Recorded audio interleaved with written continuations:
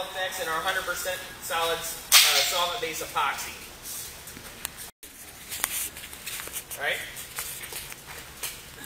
So it's a good idea to mix it into your resin side and let it wet out for an hour, 2 hours, or even overnight before you start your job.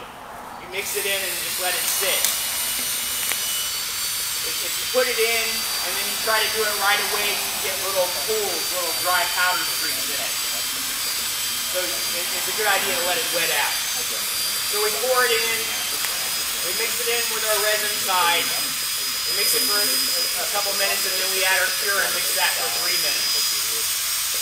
It's a very fine particle. As you'll notice, it's going to take as long to mix in that solid primer, which gets better penetration than that 100% solid epoxy. It is semi-transparent when you add that metal effect. We had some questions about the lines here. For those of you not familiar with hardy board, this is hardy board. When they run these sheets of hardy board through their factory, they put a primer on one side. So when you go to paint it for an exterior of a home, it's already dry. Well, that primer gets on their rollers and it gets left in the back. That's what we see in here. So the blue area that you see, or understand what we're talking about with these different millets, right? Different thicknesses. This product's 100% solid. So it's going to fill out a specific area at a specific thickness.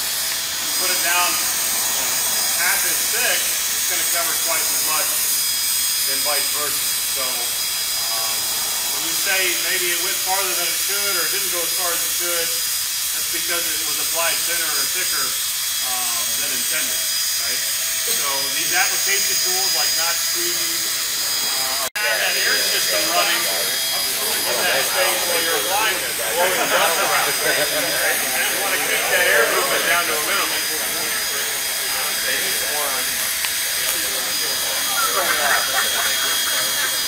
Huh? Just spread it out. Well, how many minutes do you got?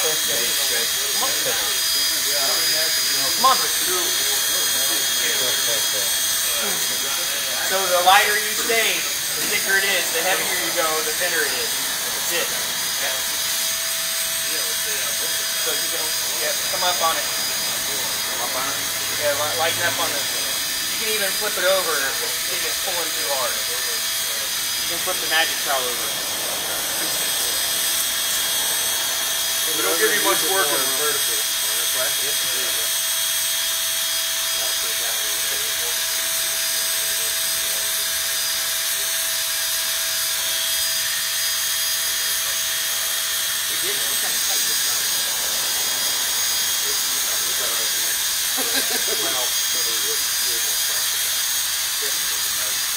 Y'all ever use a pad coat? Bars? Oh, I've seen them before, yeah. Those are really great for the final coats, the clear coat. I don't know if it's going to give you enough. That's how I feel. I'll tell you how to do it. Yeah, those are, like you said, for the final coat, for the clear coat, I don't know if it would work on this either. Because you're trying to, you want to keep it a little thick. Now, you can get different shades of color just with your magic trowel.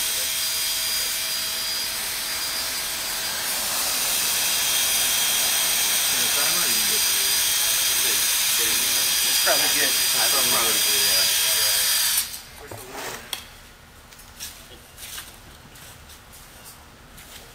We've got the blue that we just mixed over here. We're going to put this on a larger pad to show you that the typical one color application is going to be the same color epoxy coat over that matching color primer.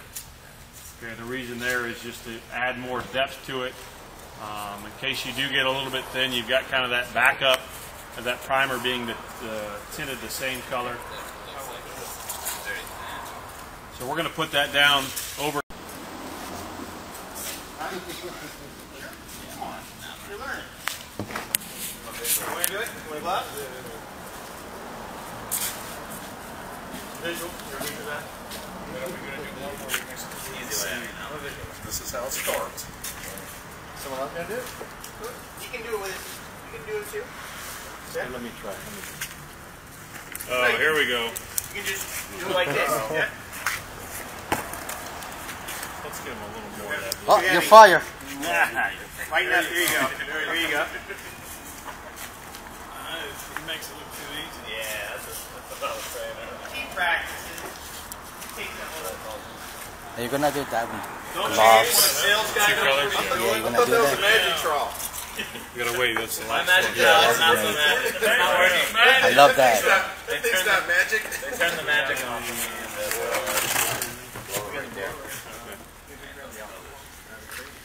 You can mix colors together too. You can mix the blue and the burgundy and get purple.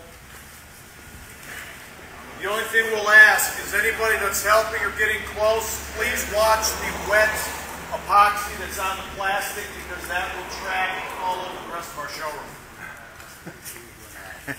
And won't come off.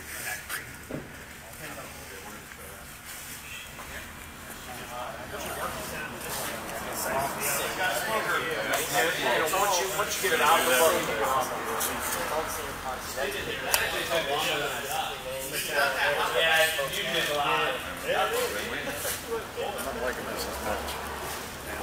So let's pour a little more blue and get the blue out. We can do a multicolor here, maybe. So with just one color, you can do some single application marks. You know, some of these lines will stay. We'll get this spread out a little more. Save enough for the other one. I'll shut up.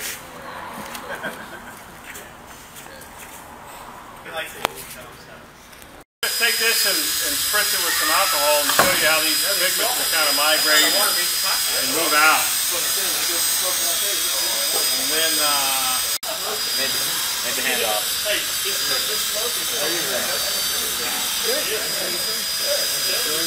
Absolutely. It's not dry ice, right? This is the first. Yeah.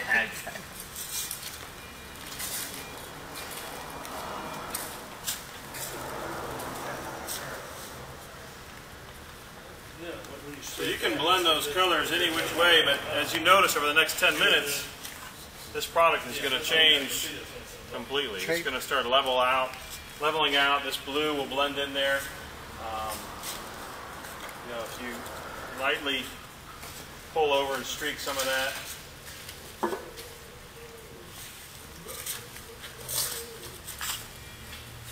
If we were to bond, after this stuff cures for 24 hours, it's too tight to have a chemical bond, so you have to abrade it with 80 grit, wipe it clean with denatured alcohol. You can see what the alcohol will kind of do, and after it settles and that pigment moves. That's just This is denatured alcohol. And it'll sit there and continue to settle. You got to wait though about 20 minutes after application to do this, otherwise this epoxy levels so well it'll level back out and you'll lose some of that effect. But as you can see, it's starting to evaporate, it takes on a completely different look. Will you achieve the same effect with ethanol? Sorry? Will you achieve the same effect with ethanol? With what? Ethanol.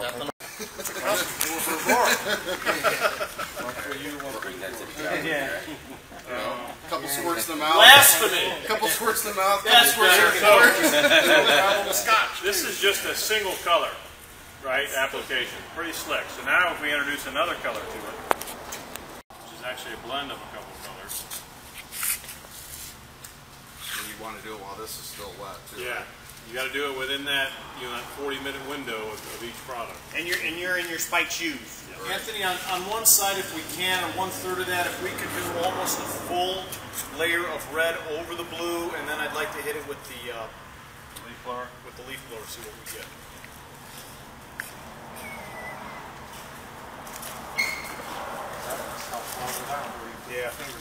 Yeah, and that's course, he hit it with the alcohol. You see the little spritz that's why marks? it did Yeah. that? Yeah, but you know, get awesome. Are we looking for, Rich? Yep. Where's the leaf blower? It's over here. Let it sit a minute or two maybe before we hit it with the leaf blower. The rest is all. Yeah, why not? Oh. So you need another guy in cleats to hold the cord?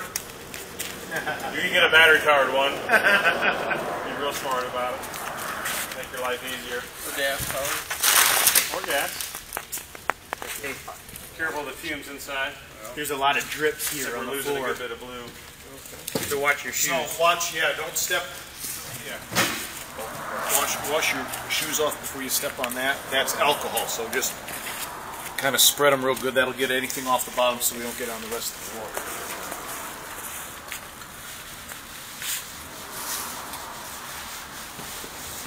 Look what this one's doing. Not that, I guess be careful stepping in the epoxy, but after we did our drizzle and trowel it and then spritz it, I mean, That's pretty cool. it's that easy. It's a little dirt on it.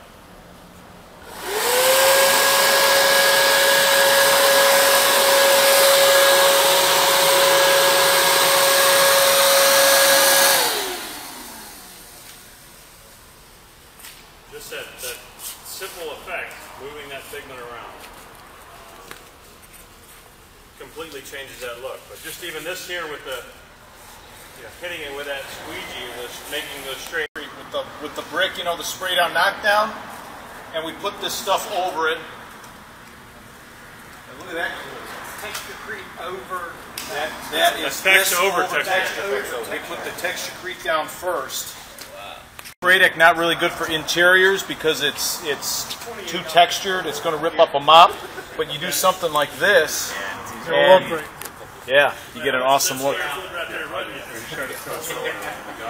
What color epoxy was this? I think this was gold or no, this was copper.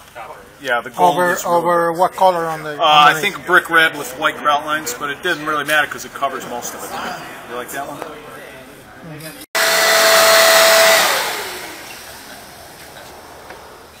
And on any of these techniques, the longer you let it sit before you do that, like Tim with the spritzing or here, the less chance, the more set it gets, the less chance it has to really move around a lot.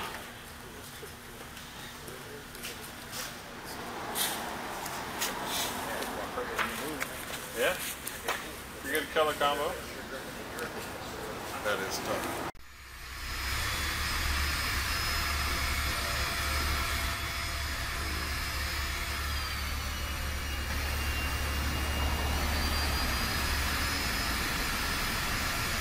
When you're doing larger jobs, you can mix 3 or 4 gallons at a time in a 5-gallon bucket.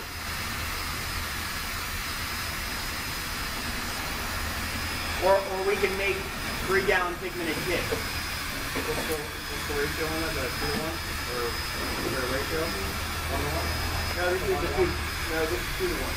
2-to-1. Right. That's okay.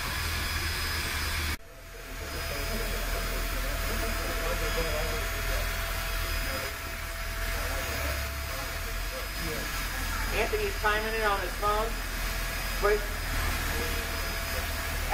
while you're mixing, if you're doing a bigger job and a bigger epoxy job, you want a guy mixing and a guy putting it down, because you got to cut in the garage or the room with the epoxy and then roll it or squeegee it out. And you don't have it well timed. You don't have it. You don't want to retemper it. You want to just put it out. Everything in the pot, you got 5-10 minutes. You pour it all out, you got 20 minutes. Right. And usually you have one guy mixing, one guy putting it out. If you can, there's no primer. There isn't a primer. We have a water-based primer if you want to use it, but it's not necessary. You always want to do a moisture test on your slab. Put a piece of plastic down, tape it down, and come back the next morning and see if it has moisture underneath it. but a primer isn't necessary with this epoxy. One coat, two coats. We're doing one coat. One coat. You know, if the floor's beat up. Say you're doing a garage floor. Well, that depends on how old the garage floor is, how it was finished. But if you have an old beat up floor that's really porous, you can put a thicker coat on first, and then come back the next day and put another coat on to try to smooth it out a little bit. Right. You want to put this down between around 80 mils, which is a little over 150 square feet gallon. You want it thin so when you throw your chips and your quartz, it doesn't encapsulate them and make it lumpy. You just want enough there to hold the chips and the quartz. What material is this? You know, everybody buys from different places. They buy from distributors. So it varies, right?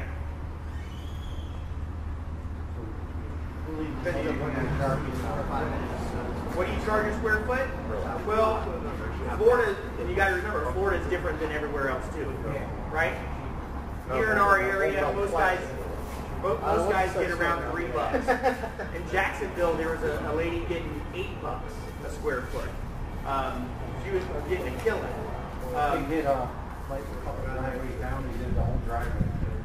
That's not a good idea because epoxy isn't UV stable. Epoxy is the same stuff they used to put that Chattahoochee stone in and mix it up. You know, 50-pound bag, a gallon of pure epoxy. They slick up their trowels with xylene and trowel it out. Remember that? And then after a couple of years, when it would amber and start popping off. Well, that's what happens to epoxy outside, right? Right, because the chips will protect the epoxy. Now, you can throw chips in different ways. You can throw it at 30% coverage. You can throw it at 50% coverage. You can throw it at 100% coverage. 100% coverage, 8 to 10 pounds does about 100 square feet. Some guys just throw it straight up in the air. Some guys use seed dispensers to put it out. This is you see this a lot in bathrooms. You see it a lot in barber shops, garages. You just use like soap and sand too, right? That's what we're going to show on this one. Yeah, it's quartz. It's colored quartz sand, right? Which is really the. What's that? This one is for what? This is quartz. Chips, vinyl chips. Those are vinyl? Yep. The quartz that we're going to show in a minute is really good. It gets used a lot in commercial kitchens. Yeah. When you throw the quartz, your top coat, you want it to be an epoxy, a clear or a colored epoxy, depends on what they're asking for. But usually it's using a urethane as a top coat, too aggressive. On this one, you can use either you're putting this into refusal. Wow, nice color. Blue is the color of the week. It is? Did you say put this into refusal? Yes. That's what my wife said. Oh yeah? Oh! How long? How many years? How many years?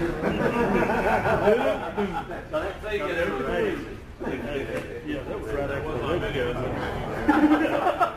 Hey, good thing you sent your wife home. Yeah? Tell your wife to say that. Yeah, he sent his wife home because he didn't want to hear any shenanigans. While we were waiting for him to do that, Donald Duck finally hooked up with Daisy Duck, and they got a hotel room, and they're on like the 10th floor, and she's in the bathroom freshening up, and he's in bed waiting for her to come out. And she comes out of the bathroom and she goes, "Donald, do you have protection?" And he goes, "Oh, rats, wait here, I'll be right back." And he goes down to the front desk and he goes, "Do you have protection?" They said, "Yeah, we sell them by the case or we sell them singly." He goes, "I just need one." They said, "Would you like us to put it on your bill?" He goes, "Hell no, I'll suffocate." I've heard that. 25 times now.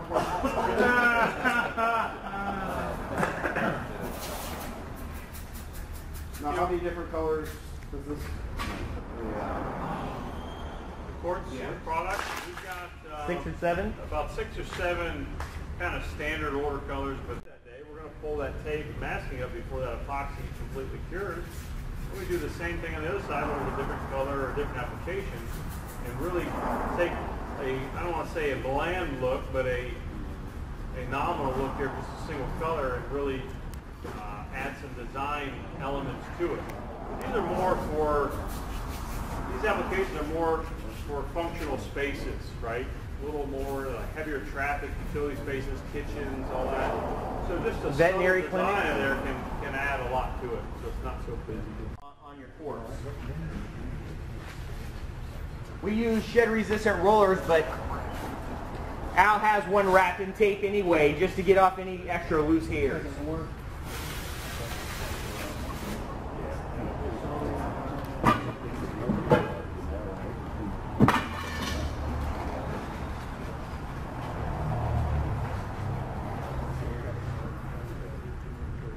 I just clean it, mop it when you're done. You can mop. Yes. Yeah. What do you mean? Because now it feels like an hour dirt would stick right in it. Oh yeah. Put that in. Oh yeah, it's mop. You clean it. Like I said before, this gets used a lot in commercial kitchens.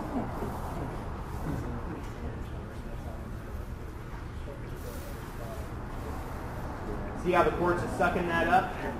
They did that in kitchens, Fourth Street shrimp store, and in 1 year, they ate all the top surface of all the chemicals they used to grease and all that. They ate all the surface off. Now it's so dry.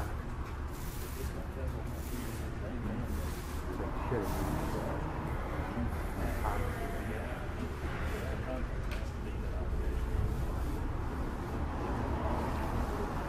Is anybody in here familiar with epoxies? Have you used them before? About half. All right. Did you go over some of the nuances with it, and as far as the time and getting out of the bucket and all that?